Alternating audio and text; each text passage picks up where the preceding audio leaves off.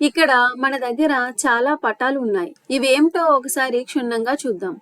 ముందుగా మొదటి ఆకారాన్ని చూడండి. ఇది మనకి ఆకాశంలో పౌర్ణమి రోజున కనిపించే చంద్రుడి ఆకారం లాగా ఉంది కదా. దీన్ని మనం వృత్తం, సర్కిల్ అంటాము. మరి వృత్తం అంటే ఏమిటి? గణితంలో దీనికి చాలా ఖచ్చితమైన నిర్వచనాలు ఉన్నాయి. కానీ సులభంగా అర్థం చేసుకోవాలంటే వృత్తం మధ్య బిందువు చూడండి, ఇక్కడ ఉంది కదా. దీన్ని కేంద్రం, సెంటర్ అంటారు. ఈ మధ్య బిందువు నుండి వృత్తం వైపుకు వెళ్లే ఏ దూరమైనా సరే మనకి ఎప్పుడు ఒకేలా ఉంటుంది. అంటే మనం ఇక్కడ చూసినట్లయితే ఈ కేంద్రం నుండి ఇక్కడికి గల దూరము, ఇక్కడ దూరము, అలాగే ఇటువైపు మరియు ఈ దూరము, ఈ 4 దూరాలు కూడా మనకి సమానంగా ఉంటాయి. అంటే ఒకేలా ఉంటుంది. ఇదే వృత్త లక్షణం. ఇప్పుడు ఈ పటాన్ని చూడండి. ఇది కోడిగుడ్డు ఆకారంలో కనిపిస్తుంది కదా. దీన్ని మనం ఓవెల్ అని పిలవచ్చు. ఇక్కడ ఒక విషయం తెలుసుకోవాల్సింది ఏంటంటే ప్రతి వృత్తము కూడా ఓవెల్ అవుతుంది, కానీ ప్రతి ఓవెల్ వృత్తం కాదు. ఎందుకంటే ఇప్పుడు ఈ పటంలో చూడండి, ఈ మధ్య బిందువు నుండి దూరాన్ని తీసుకున్నట్లయితే ఒక దిశలో దూరం అనేది చిన్నగా ఉంటుంది, తక్కువగా ఉంది.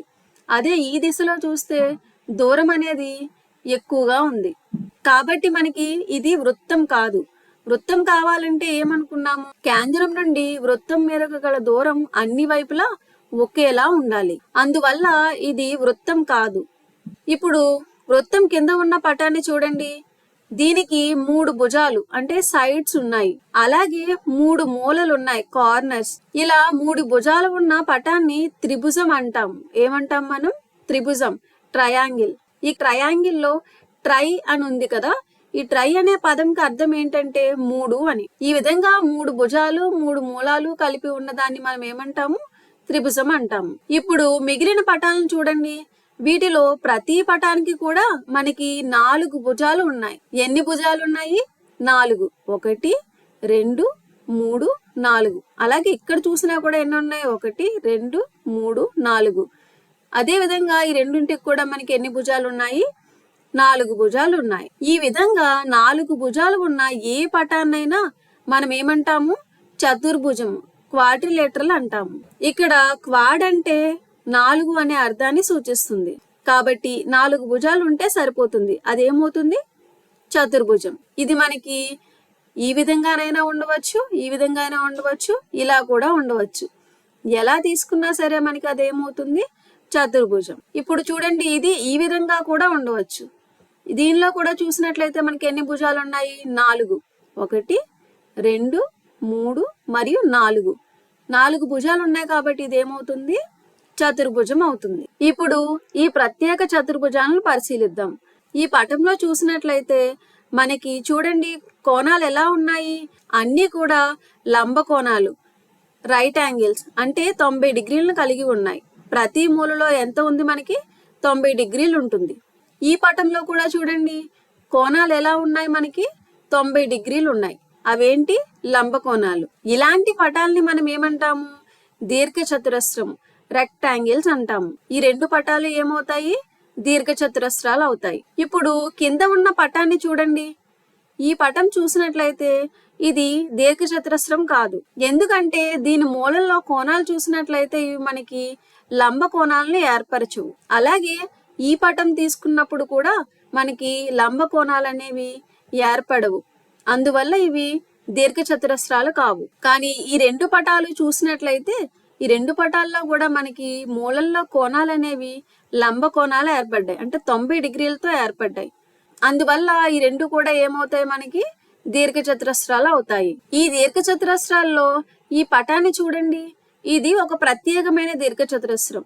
ఎందుకంటే దీనిలో అన్ని మూలలు లంబ కోణాలు మాత్రమే కాకుండా అన్ని భుజాలు కూడా సమానంగా ఉన్నాయి.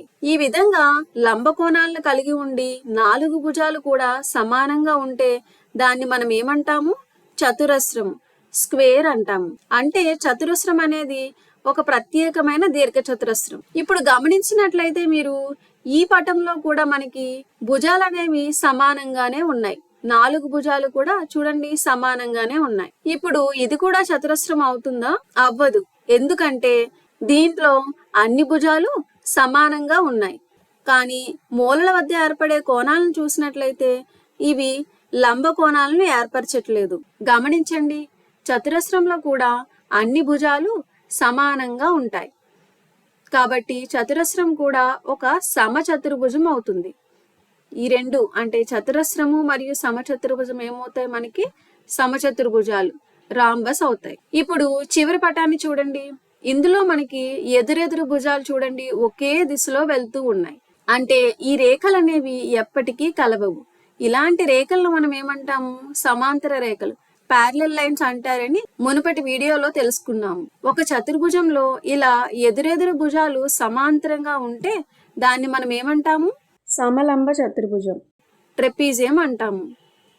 ఇక్కడ చూసినట్లయితే మిగిలిన ఎదురెదురు భుజాలు ఎక్కడో ఒక దగ్గర ఖండించుకుంటాయి. మనం ఏం నేర్చుకున్నాము?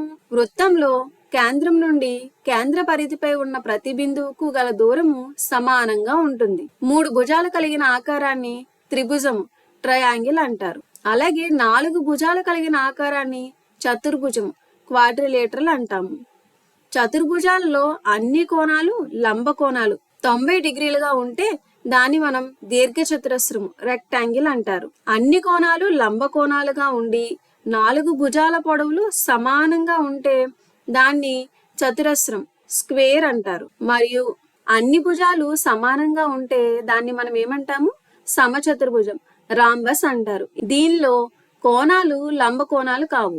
మరియు ఒక జంట సమాంతర భుజాలు ఉన్న చతుర్భుజాన్ని సమలంబ చతుర్భుజం, ట్రెపీజియం అంటారు.